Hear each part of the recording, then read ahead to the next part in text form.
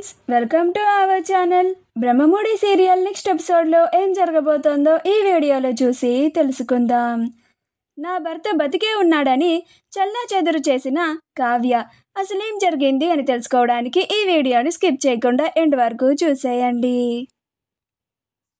కావ్యకి తెలియకుండా రాజ్కి కర్మకాండలు జరిపించడానికి పంతులు గారిని దుగ్గిరాల కుటుంబం పిలిపిస్తుంది. అలా ఉదయమే పంతులు గారు రాజ్కి పూజ చేయడానికి వస్తారు. అలా దుగ్గిరాల కుటుంబం అంతా కావ్యకి ఏం మాత్రం కూడా అనుమానం రాకుండా వాళ్ళు ఇంటి ముందు గార్డెన్లో పూజని పెట్టుకుంటారు. అలా పూజని జరిపిస్తూ ఉంటారు. అప్పుడు ఇందిరాదేవి చాలా బాధపడుతూ ఉంటుంది. నేను నా మనవడు ముందు రాలిపోవాల్సిన దాన్ని నా ముందే నా మనవడు రాలిపోయాడు. నేను నా మనవడిని పోగొట్టుకున్నాను. నా మనవడు ఎంత మంచివాడు, అయినా ఆ దేవుడికి నా మనవడి మీద కొంచెం కూడా జాలి లేదా? ఇంత త్వరగా అలా ఎలా తీసుకెళ్ళిపోయాడు అని బాధపడుతూ ఉంటుంది. అప్పుడు అపర్ణ నన్ను ఇంకా అమ్మ అని ఎవరు పిలవరు, అమ్మ అమ్మ అనుకుంటూ రాజ్ నా చుట్టూనే తిరుగుతూ ఉండేవాడు. ఇప్పుడు అమ్మ అని పిలవనంత దూరంగా వెళ్ళిపోయాడు అని చాలా బాధపడుతూ ఉంటుంది. అలా అందరూ బాధపడుతూ ఉంటారు. రుద్రాణి కూడా తనకి రాజ్ మీద అపారమైన ప్రేమ ఉన్నట్లుగా, రాజ్ ఉన్నప్పుడు నేను నీకు చాలా చేద్దామని ఎంతో అనుకునేదాన్ని, అత్త అత్త అనుకుంటూ నన్ను ఎంతో ప్రేమగా పిలిచేవాడివి. ఇప్పుడు నువ్వు లేకపోతే నన్ను నీ అంత ప్రేమగా అత్త అని ఎవరు పిలుస్తారు నాన్న అని ఏడుస్తున్నట్లుగా నటిస్తూ ఉంటుంది. అప్పుడు రాహుల్కి అనుమానం వచ్చి, ఏంటి మమ్మీ అంత ఎమోషనల్ అయిపోతున్నావు అని అంటాడు. అప్పుడు రుద్రాణి, నువ్వు బాగరా, నాకు మాత్రం రాజ్ మీద ప్రేమ ఉండదా ఏంటి? ఎంతైనా రాజ్కి మేనత్తని కదా అని అంటుంది. అప్పుడు రాహుల్, నువ్వు నిజంగా రాజుని నీ మేనల్లుడని ఎప్పుడు అనుకున్నావు మమ్మీ అని అంటాడు. అప్పుడు రుద్రాణి, ఎంత కాకపోయినా నాకు కూడా రాజు మీద ఎంతో కొంత ప్రేమ ఉందిరా, అందుకే ఇలా బాధపడుతున్నాను అని అంటుంది. అప్పుడు రాహుల్, వద్దు మమ్మీ, నాకు నీ గురించి చాలా బాగా తెలుసు, నువ్వు నటించినా కూడా నాకు అది అర్థమైపోతుంది, ఇక చాలు ఆపేయ్ అని అంటాడు. స్వప్న, రాజ్ అసలు ఎంత మంచివాడు, ఇంత చిన్న వయసులోనే రాజ్కి ఇలా జరుగుతుంది అని అస్సలు కలలో కూడా ఊహించలేదు. దేవుడా, నా చెల్లికి ఇంత చిన్న వయసులోనే ఇంత పెద్ద కష్టాన్ని ఇచ్చావేంటయ్యా? పైగా ఇప్పుడు దాని మతిస్థిమితం కూడా సరిగా ఉండడం లేదు. ఇంకా తన భర్త బతికే ఉన్నాడన్న పిచ్చి భ్రమలో బ్రతికేస్తుందా పిచ్చిది. దాన్ని చూస్తుంటేనే నాకు చాలా బాధగా ఉంది. నువ్వే ఎలాగైనా నా చెల్లి త్వరగా కోలుకునేలాగా చేయాలి. రాజ్ నిజంగానే చనిపోయాడు అని అది వాస్తవంలోకి ఎప్పుడు వస్తుందో, మళ్ళీ రాజ్ చనిపోయిన బాధ నుండి ఇంకా మరెప్పుడు కోలుకుంటుందో తలుచుకుంటుంటేనే చాలా బాధగా ఉంది అని బాధపడుతూ ఉంటుంది. ధాన్యలక్ష్మి కూడా, రాజ్ నా కన్న బిడ్డ కాకపోయినా నా కన్న కొడుకులాగా పెంచాను. కళ్యాణ్కి రాజ్కి ఎలాంటి తేడా లేకుండా చూసుకున్నాను. నాతోనే చాలా ఎక్కువ ఉండేవాడు. పిన్ని పిన్ని అనుకుంటూ నాతో చాలా కబుర్లు చెప్పేవాడు. ఇప్పుడు నీలాగా నాతో వచ్చి ఎవరు అలా కబుర్లు చెప్తాడు నాన్న రాజ్ అని చాలా బాధపడుతూ ఉంటుంది.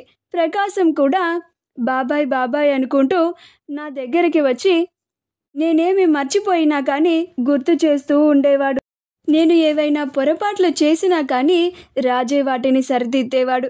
ఇప్పుడు నీలాగా నన్ను అంత ప్రేమగా ఎవరు చూసుకుంటారు నాన్న అని కన్నీళ్లు పెట్టుకుంటూ ఉంటాడు.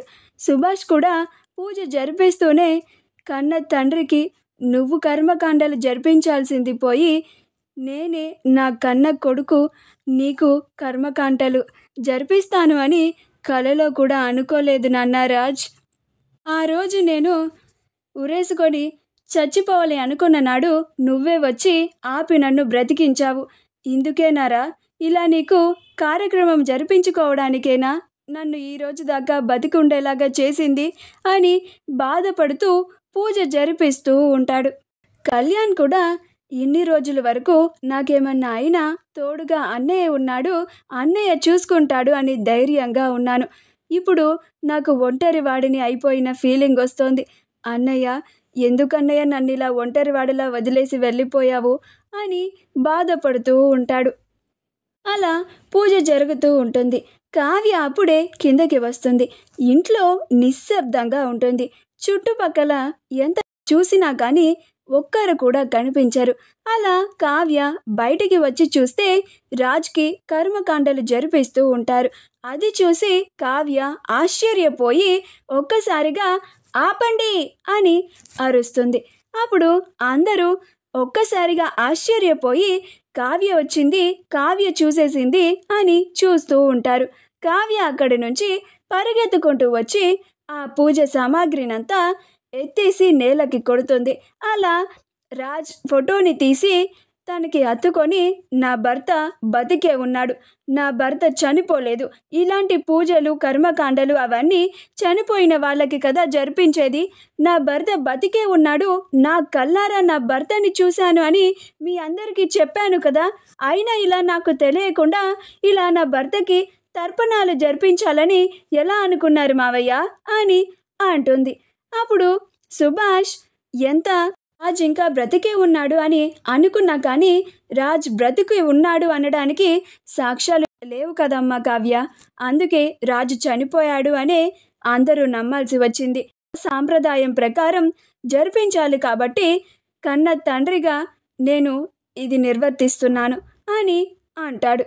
అప్పుడు కావ్య, మీరు కన్న తండ్రిగా మీ కొడుక్కి తర్పణాలు జరిపించే అధికారం మీకు ఉన్నా కానీ ఇప్పుడు మాత్రం మీకు లేదు, ఇంకా ఎవ్వరికీ లేదు, ఎందుకంటే ఆయన ఇంకా బ్రతికే ఉన్నారు, ఎందుకని మీరందరూ నా మాటని వినిపించుకోవడం లేదు అని అంటుంది. అప్పుడు రుద్రాణి, మేము నీ మాట వినడం కాదు కావ్య, నువ్వే అసలు నిజం తెలుసుకో, వాస్తవంలోకి రా, రాజ్ బ్రతికి లేడు, రాజ్ చనిపోయాడు, నువ్వే రాజ్ ఇంకా బ్రతికే ఉన్నాడు అన్న భ్రమలో బ్రతుకుతున్నావు, నీ మానసిక పరిస్థితి ఇప్పుడు అంతగా సరిగ్గా లేదు, అది నువ్వు తెలుసుకో అని అంటుంది. అప్పుడు కావ్య, అంటే ఏం మాట్లాడుతున్నారు రుద్రాణి గారు, మీరు నాకు పిచ్చి పట్టింది అంటున్నారా అని అంటుంది. అప్పుడు రుద్రాణి, ముమ్మాటికి అంతే అంటాను అని అంటుంది. అప్పుడు కావ్యకి చాలా కోపం వస్తూ ఉంటుంది. రుద్రాణి గారు అని అరుస్తూ ఉంటుంది. మా వీడియో కనుక మీకు నచ్చినట్లయితే లైక్ చేయండి, షేర్ చేయండి, మా ఛానల్ని సబ్స్క్రైబ్ చేసుకోండి, పక్కనే ఉన్న బెల్ ఐకాన్ని క్లిక్ చేయడం మాత్రం మర్చిపోకండి.